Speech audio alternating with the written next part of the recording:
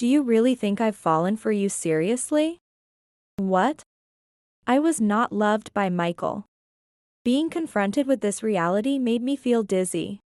Michael yelled at me, adding insult to injury.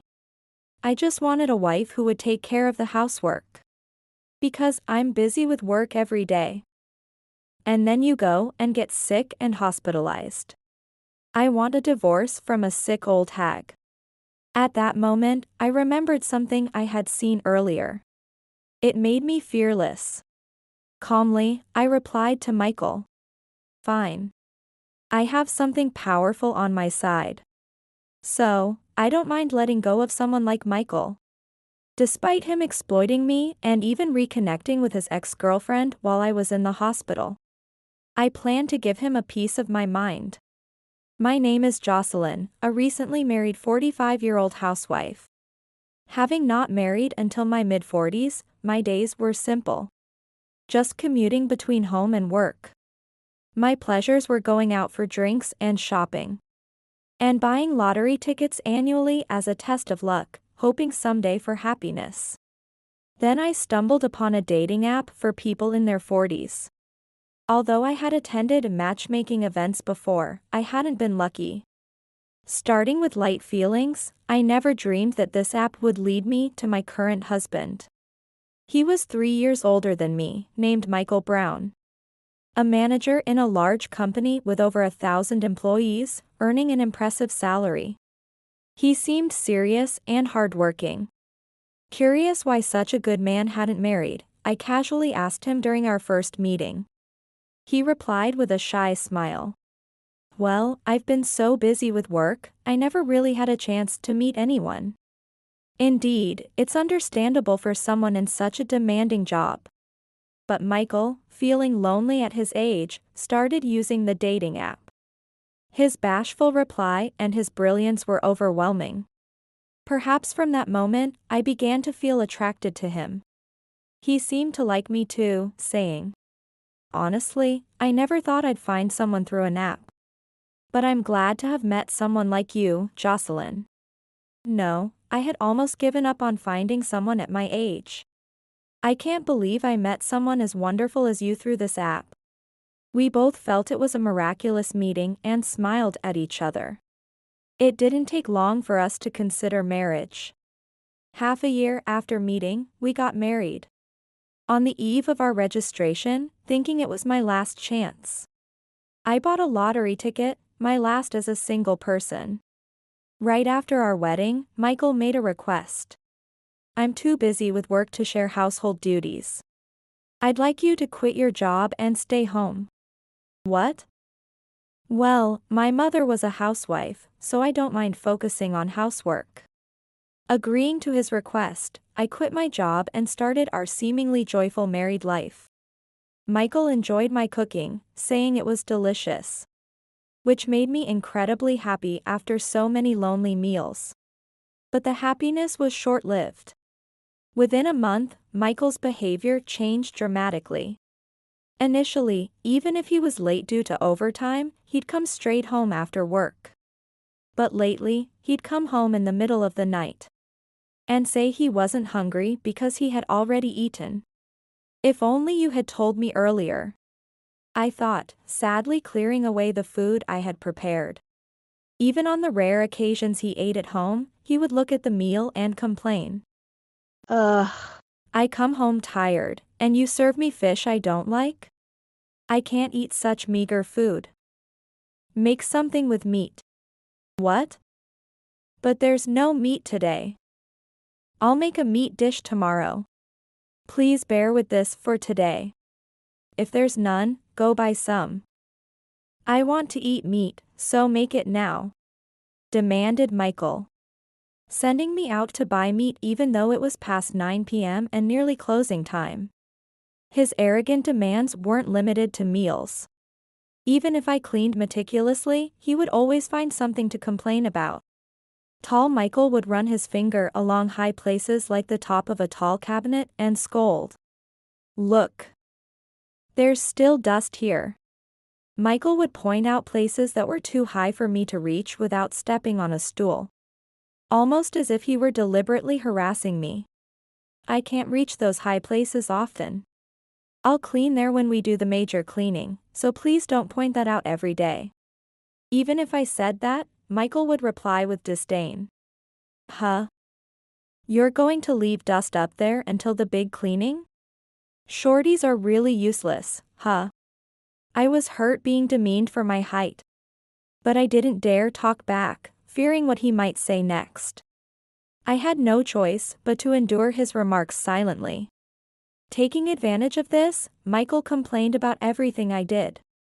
He would just lounge around, always saying he was tired. At first, I thought he was a kind person, but day by day, his true colors showed. Nevertheless, having married at this age, I told myself this must be what marriage is like and persevered. However, recently I've been feeling a strange pain in my chest and heart palpitations. What's wrong with me? Well, I think it'll go away soon. I was concerned about the discomfort in my chest, but ignored it for a while. Maybe that was a mistake.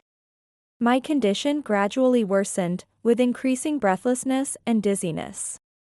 Unable to bear it any longer, I decided to seek medical help.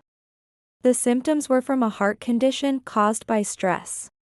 The constant psychological stress was taking a severe toll on my body.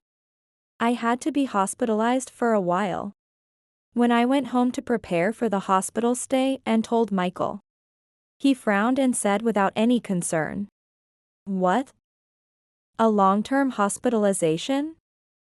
Seriously? What about everything at home? Who's going to do the housework? I'm sorry for the inconvenience. Please manage with takeout or ready-made meals while I'm in the hospital. We have a dryer for the laundry, and I don't think it'll get too dirty with just you here." Hey. Are you telling me to do all the housework? That's impossible, I'm too busy. I'm sorry, but you'll have to manage until I get discharged. I apologized profusely, but Michael remained disgruntled. Seriously, you can't do anything but housework. And now you talk about hospitalization. You're really useless. Remember this when you're discharged. While Michael berated me, I began preparing for the hospital alone. It felt like I was trying to escape the current situation. And I even felt guilty, though it wasn't my fault. The next morning, Michael left for work without seeing me off to the hospital, still in a bad mood. I had no choice but to head to the hospital alone, carrying my bags. Throughout my hospital stay, Michael never visited. I had brought everything I needed, suspecting he might not come. The hospital room felt incredibly lonely. To distract myself from the boredom, I spent my days surfing the internet on my smartphone. Then, I received a strange message notification from Michael that left me shocked. "Tracy, I love you. I'm almost done with work, so wait for me." I was about to mark it as read when the message suddenly showed. This message has been deleted. Who was Tracy? And why such a gentle message to her, something he'd never sent to me? Perhaps Michael was cheating. The thought made my chest tighten with pain, and I hastily pressed the nurse call button. Fortunately, it was just a mild attack. And the pain subsided within 5 minutes following the nurse's advice. The nurse advised me to think of something pleasant, but I couldn't think of anything. Then, I remembered the lottery ticket I had bought before our marriage registration. The draw was yesterday. Trying to distract myself, I checked the lottery results on the official website on my smartphone. The page displayed, "Congratulations on your win." I was so shocked my eyes nearly popped out. No way. Is this a joke? As I was counting the zeros in the amount I had won, the door to my room suddenly opened. And Michael walked in, followed by a woman in her early 30s who looked unfamiliar and flashy. "Hey. Feeling better?" Michael spoke to me in such a carefree tone. How could I be feeling good? I'm hospitalized. Plus, You haven't even shown your face until now. Of course. Who do you think has been busy because of whom? I've had a hard time juggling work and housework. Michael continued to stress his own difficulties and showed no concern for my condition. I responded with a puzzled look. Oh, that's too bad. Sorry for the inconvenience. Michael wasn't fazed by my unhappy demeanor and smirked back. You're really not cute, Jocelyn. Well, no worries now. You can stay in the hospital as long as you like. What do you mean by that? His words were ominous, and anxiety flickered through my mind again. Then, Michael put his arm around the woman's shoulder with a smug look and said, Now, she's taking care of things for me. Right, Tracy. Tracy was the name from the message. She smiled warmly at Michael's side. Who is this woman? Surprised, huh? Since you were useless. I contacted my ex-girlfriend Tracy here. She still loves me, so she came running. Michael boasted proudly. I tried to remain calm and asked. An old acquaintance has come to take care of things? I'm sorry for the trouble. I still need to stay in the hospital for a while. As I spoke, they both burst out laughing. This wife of yours is a bit funny, isn't she? She doesn't understand anything. Well, can't help it, right? She hadn't been with a man until her mid-40s. Michael and Tracy looked at me with complete disdain. I knew they were making fun of me, and I wanted to retort that I knew about their affair. But getting worked up would only stress my heart more. So, I chose to stay calm. However, Michael then said something unbelievable. Anyway, I don't need a frail old woman anymore. I'm going to be with Tracy forever. Saying this, Michael thrust a piece of paper with green writing at me. It was a divorce notice. Even though I had been staying calm, I couldn't hide my disturbance. Why? She's an ex-girlfriend, right? You chose to be with me after her, and now you want to go back to her. As I asked this, Michael replied with an exasperated look. Do you really think I ever truly loved you? What? I was never truly loved by Michael. Confronted with that harsh reality, my head began to spin. Michael lashed out at me, adding insult to injury. That's why. All I ever wanted was a wife to take care of the housework. Because I'm so busy with work every day. And then you go and get sick and end up in the hospital. I want a divorce from a sick old hag. As I felt the darkness closing in around me, I remembered something I had seen earlier. With that in mind, I regained my composure and retorted. Fine. Michael was taken aback by my unexpected reaction. What? Are you serious?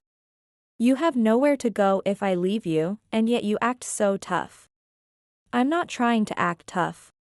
More importantly, make sure to file this divorce application properly, please. I signed the divorce papers handed to me and returned them to Michael. Okay, I'll take care of it. I'll file it tomorrow. While Michael said this, he still looked puzzled. Tracy was staring at me with disdain, a sly smile on her face. Even if you're desperate because you're struggling? You couldn't possibly match my youth and beauty. You must have come to terms with that. Right? I'm proud too. I get to have Tracy, who was the top girl at the nightclub, all to myself. Even when we were dating, I had resigned myself to the idea that a guy as old as me would soon be dumped. No matter how popular I was at the club, I've always been devoted to Michael. Let's file our marriage registration as soon as the divorce papers are processed. Club? Top girl. Michael hastily covered his mouth as I reacted. So he had been going to that kind of place while pretending to work hard. Now that I think about it, There were nights he claimed to have worked overtime and came home smelling of alcohol. His claims of having dinner out because of late work seemed suspicious. Seeing the suspicion on my face, Tracy spoke up. "Does it matter? Michael and I are going to be together anyway. You're no longer needed, old hag." With that, Tracy grabbed Michael's arm tightly and they left. While I was enduring a tough hospital stay, Michael had decided to remarry his affair partner. I couldn't forgive him. Even if we broke up, I just feel relieved, but first, I wanted to give him a taste of his own medicine. With that thought, I began planning my revenge against Michael. After a period of resting in the hospital room, my condition steadily improved and I was finally allowed to be discharged. Since Michael had remarried and moved to Tracy's apartment, I would live alone in our former residence. Upon returning home, I immediately went to the designated bank to cash in my winning lottery ticket. Due to the amount, it would take about a week to receive the funds. During that time, I researched online for a good lawyer. I wanted the lawyer to investigate Michael's past relationships. Was his relationship with Tracy really over before we married?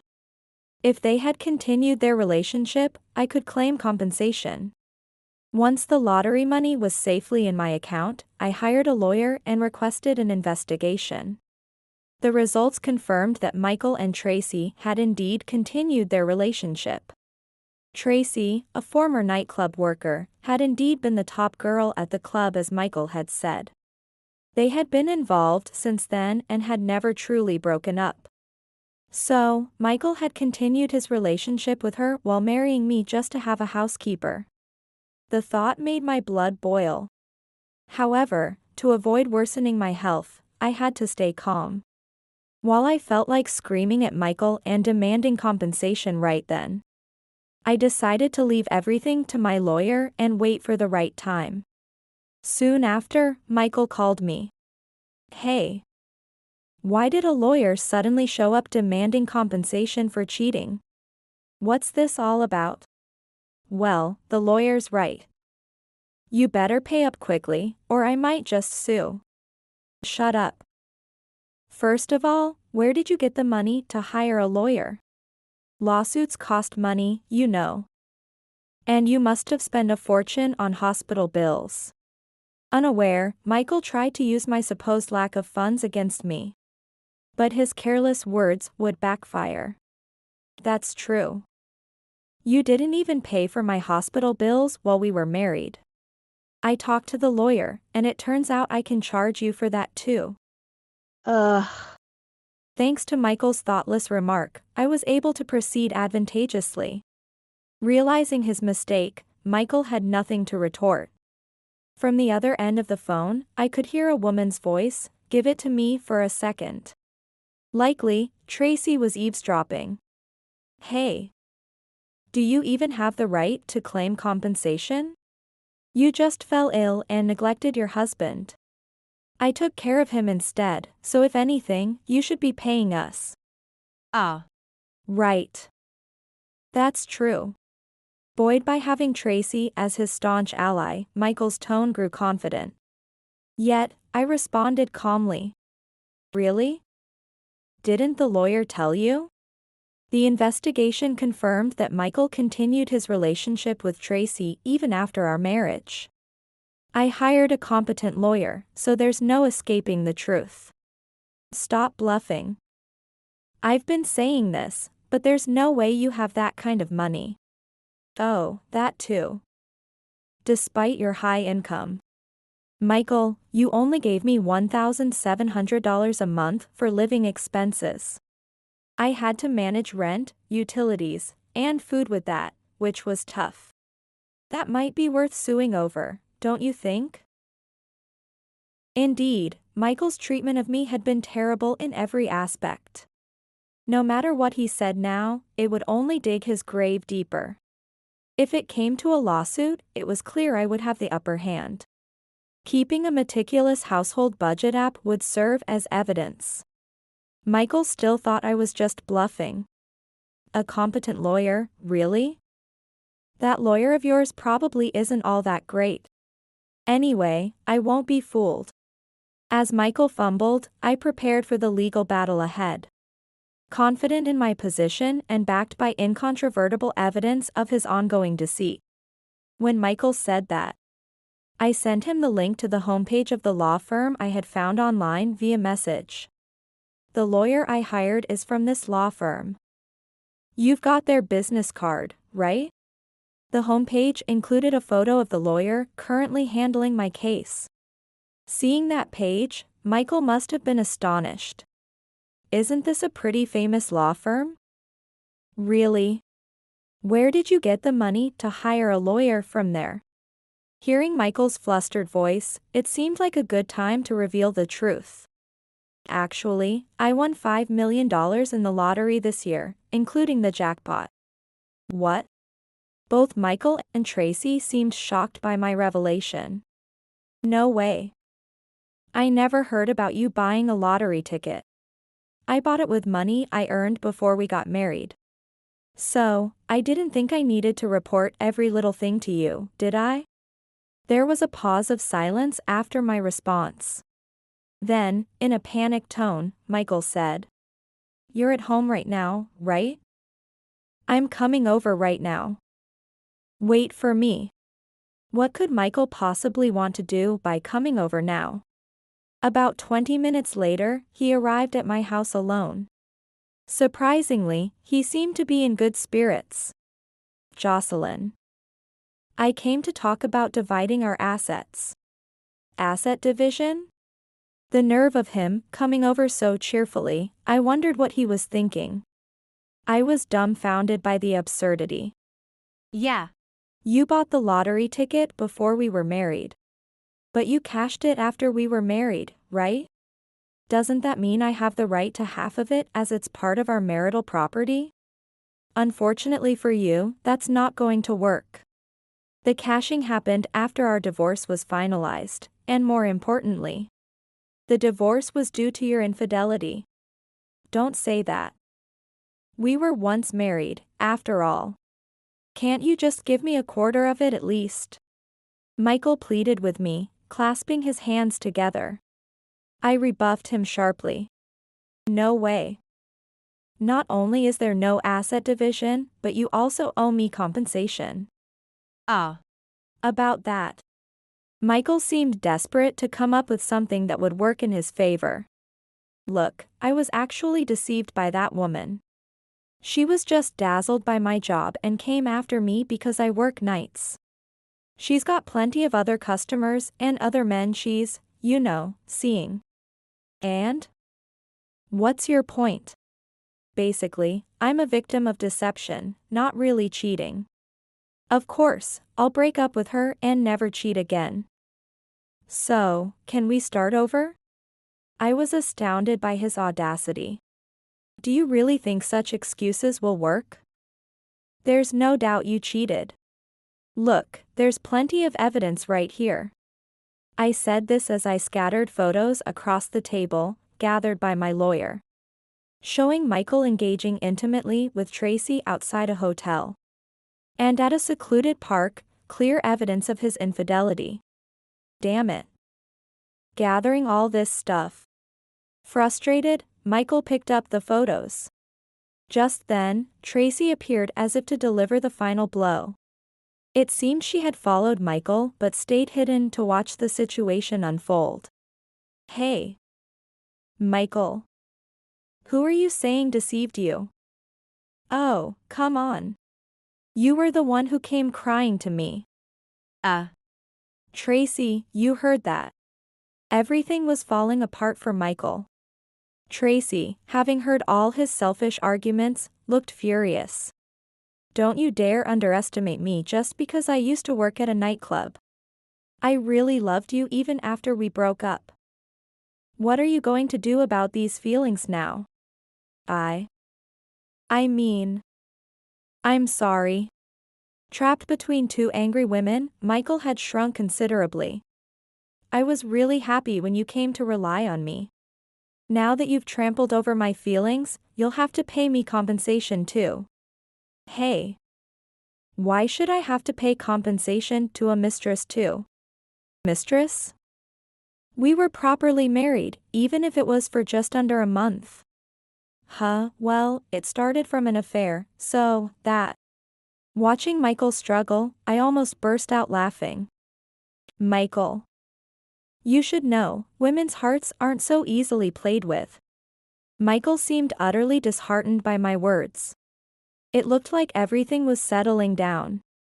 So I decided it was time to call someone else who had been listening in. You can come out now. What? There's someone else here? At my call, the person who had been waiting in the next room came in. Hello. I've heard everything. Ah. You're the lawyer from that time. Yes, this lawyer had told me to contact him anytime if something happened. So when Michael said he was coming over, I immediately called the lawyer, who discreetly entered through the back door and waited in the next room. Mr. Brown. As Mrs. Brown told you, you have no rights to the property division. And about the compensation, now that Ms. Tracy's concerns have been added, we'll need to revisit that. Stunned by what the lawyer said, Michael stood there gaping, in a daze. With everything resolved, I breathed a sigh of relief. After securing compensation from Michael and splitting his income during our marriage, it seems he is now living alone, having also divorced Tracy. However, Michael's company, a major corporation with strict rules, caught wind of his affairs and consecutive divorces, leading to his dismissal. He was already under scrutiny by his superiors due to his flashy relationships with women. The news of his latest divorce scandal leaked quickly. I haven't met Michael since then, but I learned of these developments from Tracy, his affair partner, who came to apologize to me, regretting her actions. I'm sorry. I'll pay the compensation for the affair bit by bit from my earnings. So please wait for it. While Tracy apologized, I declined to accept any compensation from her. It turns out Tracy hasn't held a steady job since leaving the nightclub. Initially, she managed with her savings, but her lavish spending habits haven't changed. And now she's depleted her funds. This situation drove her to cling to the financially stable Michael, hoping to secure a future together. But, even though it may sound like an excuse, it's true, I really loved Michael. Her eyes were sincere when she said she had loved Michael all along. That's why I decided to settle things amicably with Tracy. On the other hand, Michael, having lost his job and being burdened with compensation payments to both me and Tracy, was in financial trouble and eventually got evicted from his apartment. Then, with a desperate look, he came to me. Jocelyn, I really messed up. Please forgive me just this time. From now on, I'll do anything you say, just let me stay here. Oh, and of course, I'm not asking for money, just to stay. In response to his pitiful plea, I casually replied, Sure, you can stay here as long as you like. Really? Oh, you're a lifesaver. I allowed Michael into the house for the time being. However, that night, while Michael was sleeping, I packed up my belongings. I had been searching for a new place to move, and I had just finalized the arrangements a few days prior. By dawn, when Michael woke up, the moving truck was already there. Hey. What's going on? Why are you packing up? Where are you going? Oh, I was planning to move out today. You know this is a rental, right? From now on, you'll need to pay the rent yourself. It's $1,000 a month. What? There's no way I can afford that right now. You tricked me. I haven't tricked you. I just said you could stay here as long as you like. Good luck paying the rent. Bye. I left the house after that, canceled my phone contract, and ensured Michael could never contact me again. I didn't reveal my new address either. Sometime later, I randomly met the landlord of the house where Michael and I had lived. He told me Michael had to move out because he couldn't pay the rent. No one knows where he went after that. As for me, I bought a luxurious high-rise apartment and am living a comfortable life, enjoying a spectacular cityscape view. Since separating from Michael, I've been free from stress and have fully recovered. There's a fitness room on the first floor of my building where I exercise daily. I also adopted a Pomeranian, Mocha, who has become my dear family member. Despite winning $5 million in the lottery, I couldn't just idle away my time. I enjoy working. So I reached out for re-employment at the company I worked for before getting married. Coincidentally, on the day I moved, I saw a job posting for a position at my previous employer. They had struggled to find a suitable replacement after I left. When I reached out, my former boss was delighted to have me back. Now, I'm settled in a comfortable home and familiar workplace environment. Truly living my ideal lifestyle. Although I wasn't lucky in marriage, I am now fully enjoying life on my terms. For me, this is the greatest happiness.